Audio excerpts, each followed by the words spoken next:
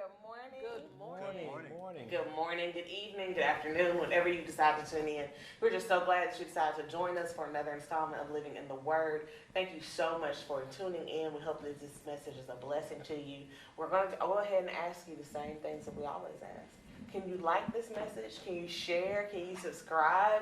Can you leave a comment or do some feedback? Listen, you don't have to do it right now. We understand you're still trying to check it out. But as the message is going along, drop a comment below. If as you're listening to it and you really feel like, man, this would be a great encouraging word for my friends, go ahead and share. If you like it as you're going along, like it and subscribe to our channel. We would love for you to be able to stay in touch with us and all that we are doing here at Nineveh. If you would like to join us in person at the church, we absolutely love to have you. We are located at 1067th Street North, Birmingham, Alabama, 35206. We have services on Sunday morning at 10 a.m. Central Standard Time. We also have services on Wednesdays, where we do what was called Wednesdays in the Word, and we have prayer that starts at 5:30. There's a phone number for that. It's a call-in line, so you can call in as you're on your way. Our phone number is 351-999-3535. You're wondering, Avery, what am I on my way to? You're on your way to Bible study. Bible study starts at 6 o'clock with our assistant pastor, Minister Hogan. We would absolutely love for you to come and learn the word with us. And then stay as we continue our deep dive into the book of Exodus with my favorite pastor and minister, no offense, Pastor Will, Minister Cole. I'm just married to him, so I kind of he has to have like a certain higher level. He's the priest of my home. Absolutely. But I do love you, and I give you all the honor that you are due because he's my pastor, y'all. Thank you. So we are joined by our pastor, and we're getting ready to also be joined by my other favorite people because they're my in-laws. As we are continuing to back up what all we've been talking about, we're living in the Word right now. You know, we are talking about the reset. The reset. The reset. That's our big global umbrella. We were talking about the reset. That was easy. You know, we're resetting right now. We lost an hour of sleep this morning, guys. We And are. that's a reset. And that's a reset. That's a reset. We have sprung forward. But how do you reset? And that's what we've been talking about for the last several weeks, is how to reset. And so we have put in some specifics to help everybody get that reset on board and keep going in 2023. So we've talked about meditation. We've talked about sacrificing. We've talked about planning. Last week we talked about training. You know, when I was working, that was the deal. People wanted to go to training because you get out of the building, you get out, you get out of the building, but you might learn something that is going to be beneficial to help you in your job and in your ventures going forward. Well, it's the same thing in training in life and training in the Word. How do you go forth and do well and grow to higher heights lest you get some training? Some very valuable training. So we talked about that last week. What is it? Iron sharpens iron? Yes. So it's one thing, I'm going to study, but I need to get under some strong tutelage and Right. find out somebody who knows a little bit more than I have and who's been anointed to know a little bit more and to share those things. So Yes. training is very important. This week, we're going to start with execution. Execution. How do you execute once we've got all this training going on? That's when you got to perform it. Well, you got to perform it and You've put it had in. gotta the do it. training, you've had the grooming, you've had the preparation. Now you got to do something. You got to put it into action. So execution ain't killing it. No. Absolutely. No. Well, technically, Well, kind of. I see what you did there. I see what you did there. I was a half a step behind, but okay, I got Like, man, you killed that. Yeah, That's what the young folks say. Yeah. Well, we got to execute. Now, we've like I said, we got the plan. Like I said, we've prayed. God has given it to us. God has put it in our heart. We've trained. We've done all those great things. And now it's time for the rubber to meet the road. It's time to put that plan. It's time to put that meditation. It's time to put those sacrifices that you've made into action.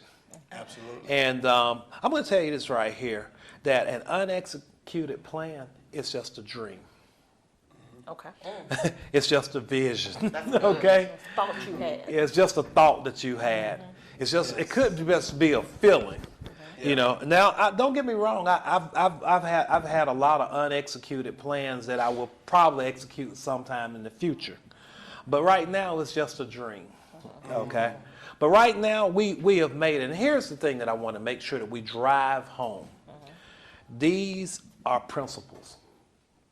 These are principles that you can apply to your marriage. These are principles that you can apply to your job.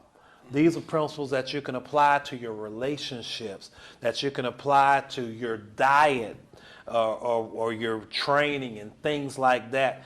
Everything that we've talked about is a principle that you can stamp and put into anything else that you want to reset on. I know I need to reset. Lord Jesus Christ. Yes. I really do Yes. need to reset. But let's go on and get started. One of the things that I want to make sure that we understand that a lot of us fight fear. The reason people don't execute plans is that they're afraid. And we don't want you to be afraid. Fear, every time, whenever I do a big job, I don't know if you're like this, Pastor Will, you go and you bid a job, Yes. and it's a big job, Yes. and they award you that job. Yes. How excited do you get? It's mixed emotions. Yeah, exactly. I'm looking at the bottom line, the paycheck, but I'm also looking at the It's labor. a responsibility. lot of work. Yes, a lot of work, a lot of things has to connect, and a lot of things has to turn out right when you're doing a larger project. Oh yeah, and I'm telling you, in the past, I've ran from big jobs. I was like, no, that's just too much. It's too much time, too much work, too many moving parts. Yes. Yes. You start thinking about that. I'm like, I'm gonna be away from home. I'm gonna be working long or whatever. But if it's something that you've planned for and that you trained for, and that you're prepared for, why not do it? Because here's what I found, is that every time that I've done a big job, I get the job, I'm happy because it's a lot of money. Absolutely. And then the next thing that comes is all the work. I have to plan for that work again. And then after I executed that plan, it's hard in the middle and sometimes near the end. But when you finish that job, Yes. you look back on and said, That was easy. Do you? sometimes. I have looked back on some things and it's like, that wasn't easy. I feel all of that. Well, you grow, you grow, you learn some things. And so, yeah, I think looking back in retrospect, I think what you realize is it wasn't as challenging as I had made it out to be in my mind. Okay. Which I think is a safety mechanism for you not to go into it willy-nilly. Right. Yeah. You see what I'm saying? Right. Because that's Yes. the worst thing that you can do when it comes to executing a plan is not to really think about it. Yes. And so that anxiety that you have, it's not always bad, because you're about to work. You're about to flex some muscles and do that training that you've always done, that you've always prepared for. But I want you to realize that execution comes in steps, stages, and rounds. Okay? If you'll take a small step and the next step, and then you move to the next stage, and then you go around and round and round, before you know it, you would have executed a plan that becomes easy over time. Yes. What the devil wants to do is stop you from trying. And when you talk to people, when you talk about your plans that you want to do and everything else, you're going to get a lot of people who say, "Ooh, boy, that's a lot." Yes. That's why you talk to people who have done what Who've you're done it. doing You're that right. can encourage you. Yeah, yeah. I think about execute in terms of being a prior service member, and so a lot of military men and women, ROTC, anyone who's attended some type of academy training, they understand when you're doing drills, there's always a preparatory command, and then there's a command to execute. Now, the preparatory command, it gives you information about what your next movement will be. And then the command of execution signals you that now it is time to make that movement. It's time to. So it would go something like this. You would be marching along, and then the drill sergeant or the CO would say, right. And so that was to alert you that something was coming up. And then he would say, face, and you would make your movement to the right. And Oh, then- so instead of saying face the right, you tell them first where they're going, and Exactly. then they do it. Absolutely. Ooh, Yeah. you see what I did there? I see what you did Yeah. You have to get the instruction from Yes. the Lord about where you're going. Yes. You know, which is why you have to meditate and write the vision and make it plain. Yes. And then now that you have the vision, you can execute that action Absolutely. and actually do it. See, Yeah. you know, in the civilian world, you know, you in the civilian world, you know, you would say, oh, you're going to face the right. And then it's Yes. like, all right, Lord. It's sometimes, at least in my personal life, and maybe a generational thing, I want the full instruction first before I do the action. You know, That's good. like if you just say right, I'm like, okay, right where? Yes, yes. But the sensitivity that we're supposed to have with the Holy Spirit to hear Him say, okay, we're going to go right, and then this is what we're going to do once we do that, right? Yes, So that way you can have a direction of Yes. where you're going before you just start doing stuff all willy-nilly. That's You know, really like good. so many times we would hear that backwards. I would hear, Yes. oh, you're gonna face right. It's kind of like if I was doing driving instructions, right? You would say, Yes. you know, turn right, and instead of saying right, turn. Yes. You know, like so that way you have already in your mind. If I hear you say I'm going to make a right turn, I'm already sensitive to the direction that I'm going, and then when the action follows through as the next step, it's easier for me to follow, right? That's good. So many times when we hear, like for example, Siri will always tell you in the next mile, or you know, in 500 feet, you're going to turn right. Yes. You know, it giving you a preparation for the direction that you're about to go in and the action that actually needs to take. Let me give you a few scriptural examples. Come on, 'cause you know Pastor. Deacon Brian is going to always. Oh, you know have he his got a list. You know he got a He's his list. Okay, Joshua chapter 1. God says to Joshua, Moses, my servant, is dead. Preparatory. Yeah. He's alerting him. He's making him aware.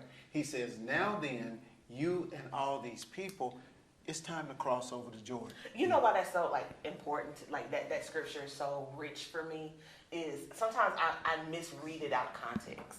But when I think about if Moses has been my leader ever since we've been coming out of ever since we've coming out of Egypt, he's gone up and down this mountain plenty of times. Right. Yes. There's no reason for me to think if I'm Joshua that Anything is different. Anything is different. So the Lord having to tell him in a command way, like listen, baby, like it's time.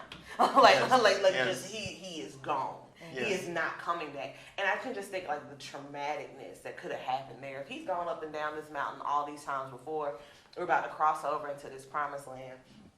And the last time, or one time he went up that mountain, we got impatient. Right. And we messed up. You know, Right. we ended up trying to serve Apex and trying to create golden images calves. of golden calves and things Right. of that nature. And so now we have the end of a chapter happening simultaneously with marching instructions. And I think so many times we as people, we don't like to do two things at once. Like two things can be true at the same time. You can be grieving and growing at the same time. Yeah. Yeah. You know, like you can be, I'm thinking about a friend right now, and I know she's going through a hard time. She's grieving what she thought something was while simultaneously growing in purpose at the same time. And it's almost like this passing of the torch moment of, you know, okay, Moses, my servant, is dead. But now that means it's your turn. So as you are grieving Moses' death, we are also going to walk forward. You know, as I'm telling you, you know, right, I'm also going to tell you that we're about to execute what we're about to do. Right. And let me connect to that, Okay. Avery, because here's the difference. Moses has brought them forth to the Jordan, but listen to what he says. Now it's time to cross over it. You know, so they had followed that journey to a certain point, but as you said, now it's time to grow and move beyond it. Here's another one, Deuteronomy chapter 2. This is one you love, Avery. Tell me about it. You have circled this mountain long enough, right? Now turn north. Okay? So God is saying, look, you've been doing the same thing over and and over. over again. Now it's time to do something different. Press the button again. Deacon Brian, it's time to reset. It's time to reset. And then, of course, when the priest finally came to the Jordan, and they were standing there, right? And they were waiting for the waters to part. God says, you must what? Step into the waters. And I think oftentimes that's why we don't see our faith activated. You know, that reminds me of Exodus chapter 14. Like, we see the same thing happen when the Israelites get to the Red Sea. Yes. Of where they're like, oh my gosh, you know, Pharaoh and his army is behind us. There's a Yes. sea in front of us. Yes. What do we do? Yeah. And Moses is like, let me stop to pray. And, Yes. and then God responds. He says, It's not Why you time to pray. praying? why you praying? It's time to execute. It's time to go. It's time to go. It's time to That's It's very time- good. And I Yeah. think, you know, just religion and in a good spirit, so Yeah. say, well, let me stop and let me pray about it. No. God has told you this is what we're about to do. Sometimes we get in our own way by trying to, like, wait, I need to stop. Checkpoint. I want to go back to Deacon Brian's example. Sometimes that prayer is just apprehension about diving into the big project. You done prayed about this long enough. You done prayed about It's this time to do something. You think about it. You prayed about getting that big job, and now you get the job, My God. and you on your knees for 5 days. No, you've already done that. Now you need asked to for it. be walking and praying. When former Mayor Langford ran for mayor of the illustrious city of Birmingham, that was his slogan. Let's do Something. You know, Something. let's That's not it. stand around. We ain't gonna talk about it Let's no not talk more. about it. Let's not twiddle our thumbs. Let's do something. We better let Deacon Brian get to We gotta get to this list. We gotta get to the list. list. Well, the first thing on the list is something that's really simple. Is what he told Joshua. Number one is be strong, be very courageous. That's good. You know, you got to be strong now, and you got to be courageous, because there's going to be a lot of things that you might have not anticipated. But don't forget that I got your back. You know, you've done. See, here's what I love about God. When I've done everything that I know how to do, when I've studied, I've planned, I've saved, I've accumulated tools, I've meditated, I've sacrificed, I've done all those things that the Lord has prescribed for me to do. When it's time to execute, there's still going to be some stuff that I don't know, don't understand, or whatever, but He got my back. You know, you got to know that He got your back. You know, Yes. some things you go into seeing, and some things you go into, I won't say blind, but not seeing. You don't see all of it. You don't see all of it, but that's where faith comes in. Yes. That's where faith comes in. And Faith doesn't have to have the physical evidence. yes, Faith can see it through your spiritual eye, which is in the heart. Yeah. You can see it in your heart. You can see the vision right here. God said it, and I believe it. amen, amen. But you can't be scared. Absolutely. You can't be scared. If you're going to execute, if you're going to change, if you're going to keep on, you can keep on circling that mountain forever. You can keep on standing in front of the Jordan forever. But at some point, you're going to have to step out. Because when they stepped out, when the priest stepped out, that water was moving. It was moving. Yes. It was It moving. was actually during flood time. So that water was The moving, water high. and they had to step in. And you know what happens? You know, I never went through this training because I'm not into swimming like some people that I know, Minister Cole. And but I don't like moving water. But they had to step into some moving water. Yeah, it wasn't a pool. Yeah, it wasn't a pool. They stepped into an ocean. Into a- What seems like one. You know? But I'm gonna A tell you, river. hey y'all, life is moving. You know, life is not a pool that's standing still and looking like a glassy sea. I can tell you that right now. And so what we got to do is don't be scared. And remember that the exercise that you did, just like Paul told Timothy, he says physical exercise is good, but spiritual exercise is going to benefit you. And so now I need for you to flex your spiritual and your physical muscles in order to execute. And so that's number one. What's number two? Number two is don't forget your training. Don't forget what I told you. You know, we talked about that last time, about, you know, when you're going through that training and having to, you know, you kind of gave the examples of going through rookie school with the fire department. I was like, I'm sure when you got your first fire on the job, you had to remember some of that stuff. All that stuff. All that stuff. All that stuff. And you know, some of the stuff you used, some of the stuff you didn't use. But you know, Paul was talking to Timothy. He said, look, he said, you came from a spiritual heritage.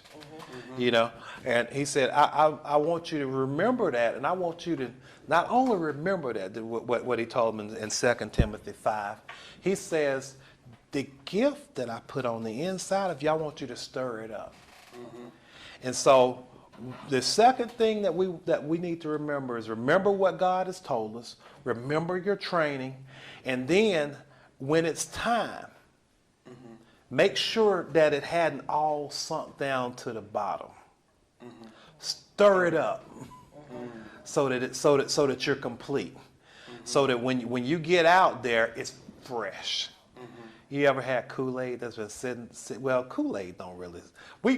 Growing up, we got some of the cheap Kool-Aid. It was Flavor Aid. And after a while, you know, sometimes it was separated a little bit, and so you would have to shake it up. And so, because if you didn't, you wouldn't get the full effect. You wouldn't get the full effect. And so what we want to do is to be fully effective, whatever we're doing for the Lord, for ourselves, and our personal lives. Like I said, I want to be effective in my marriage. You know, and so that's why that's why we go to couples ministry. It's a plug for couples ministry. That's why we go to couples ministry, so that we can sharpen iron with iron. You know, so we can talk to people who might have gone through some of the same things that we've gone through. We want to shake it up, stir it up, so that when we go home, yes, ma'am? I didn't want to cut you off, but to remember your training means that sometimes you got to go back and study what you were trained on. Oh, Sometimes you got to pull those notes out. You have to pull the notes out. Yeah. And reread the chapter, so to speak. Every professional trade requires you to get CEUs. Or continuing education. Yes. Exactly. Yes. Exactly. You've got it. It's like Deacon Brian says, it's staying sharp. You know, I'm glad you said it that. doesn't do any good to be sharp 5 years ago. Yeah. Right. Because everything is innovating. You know, I may have been great, 10 years ago, but what about today? Right. I know that what it's about- hard in the practice of law. Like, Yeah, of just yeah. what the law was 20 years ago, 60 years ago, 50 years Right. ago. It's not what the law is today. Absolutely. It's like you got to stay sharp. You know. mess around and you'll ill-advise somebody. Yeah, yeah. I think Minister Cole will tell us everything is moving at 5 to 6 Gs now. So, I need them to get 5G together first, though, because my Yeah, phone's still working. they really need to get it But together. we'll deal with that later. Okay, what's the third one? Well, number 3 is use the tools and the resources that you we have. just talked about that. Yeah, you need to pull on the tools and resources. If I can call on Vanessa and say, Vanessa, I need some help. And especially when you're first starting. My God. Yeah, but first, because I remember I had a friend, your brother, I would call him once a week. Hey, what's this right here? Yes. And then I have a teacher. My teachers, they love me and I love them. Yes. I would call them. I say, Mr. Hall, I don't understand what's going on. You pull on the resources that you need to pull on until you get them notes, and things like that.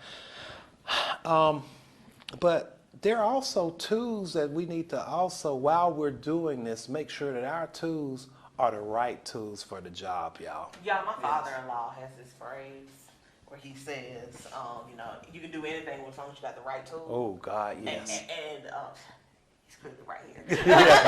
yeah. But I remember the first time Cole and I undertook some project. I can't remember what it was. Maybe it was something here. And we were just kind of like playing around, doing something or whatever. And Cole had a drill. I never, no, my daddy has drills. Yeah. I just never played with the drill. Right.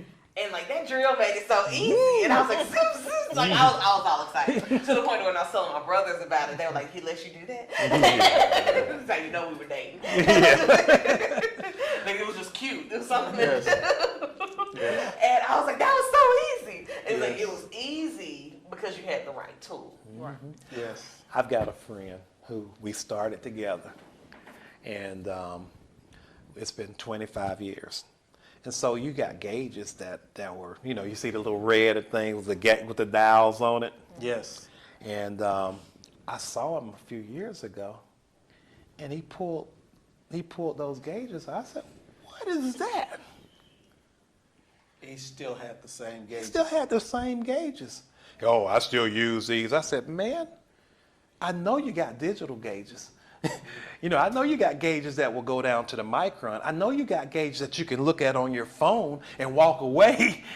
Yes. Yeah. What we've got to do is make sure that we've got the tools that are going to make us as effective as we can. Okay. And I'm not going to talk about many more tools, okay?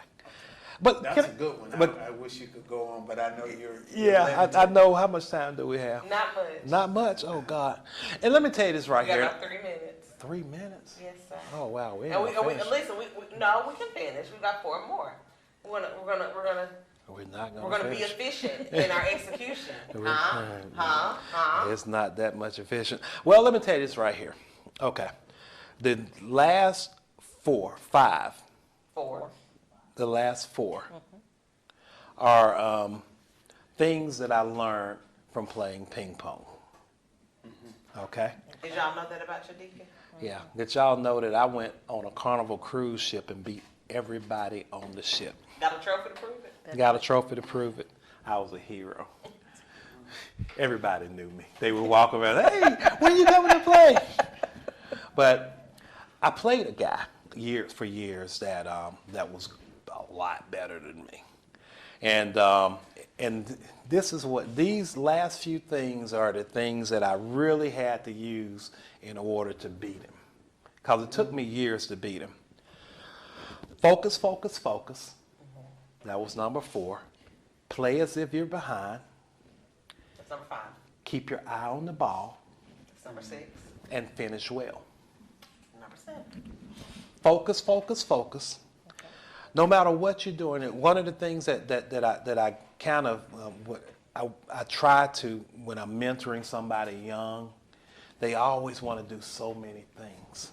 I'm gonna do this. I'm gonna have multiple streams of income and this and that. I'm gonna have this and I'm gonna do this and I'm gonna do that. And I'm like, see, I know because I was that guy.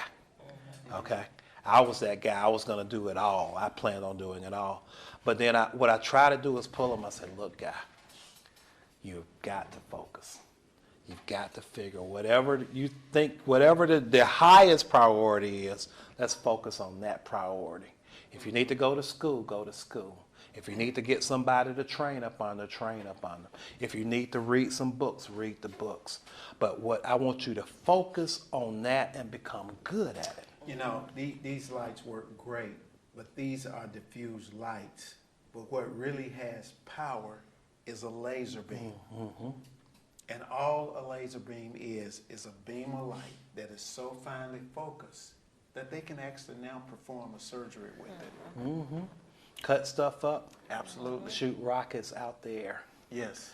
And it's so important that we realize that if we can focus, that we can do so much more than we can if we're diffused. Well, I think that kind of goes with some of the other things that you say of like your focus is what helps you keep your eye on the ball, right? Yeah. Like you've got to focus on the ball. So like you ever, like Loki, our dog, if I have a treat in my hand, Yes. he's going to follow the treat, right? Yes. Because his eye's on the treat. He's focused on the Yes. treat. So Yes. yeah, I think those things Yeah. kind of correlate and go together. But keep in mind also that the devil wants to get you off focus. Yes. He's throwing things out there constantly to keep you out of your focus. But now, while you're executing, y'all, even if it seems like you got it, you can't afford to relax, especially in the beginning stages. That's why I always say play as if you're behind. The guy I would be winning, I would start beating him. And then all of a sudden he would come back and beat me. Yeah. And what I said is, I can't relax. I've got to keep playing with the same intensity that I started with. Y'all see this emotion? Yeah, the same intensity. Yeah. Yes. You know, I got to make that ball curve the same way I made it curve when I first did it. Yes. And how many championship games have you seen decided in the last few seconds? oh yeah, a lot of I it. watched the greatest university on this side of the Mississippi Roll River, state of Alabama today, as they were playing in March Madness and different tournaments. Once this airs, you guys will know that the Crimson Tide prevailed. But there was also a fight that had to happen. I mean, not a physical fight, but Yes. they were ahead and they were behind, and then they had to come ahead, and just that level of intensity that you're talking about. Absolutely. What one of the things that one of the commentators was saying was that Coach Oates was telling them in the very beginning, after like the first couple of plays and positions, like, hey, y'all got to keep that pressure, like get in the paint, move downhill. Like there are certain things of intensity that has to happen once you kind of realize as you're executing, like we can't play our usual game. Like we're not gonna knock down the threes that we usually knock down because we're playing with a different defensive team. So what do we do? And having to pivot but keep that level of intensity even when you've pulled away with a good margin. Yeah, I think that's that's good. Well, listen, I hate to cut us short. Did you have anything that you I think wanted to add? Well, we're good. We're good. We're gonna finish well then. That's There you gonna be go. number 7. We're gonna finish well. We're gonna finish strong with today's message. Listen, we hope that you learned something. You know what? I want to give you a challenge. How about you execute by leaving a comment of your favorite thing off of the list today? Well How done. about that? Amen.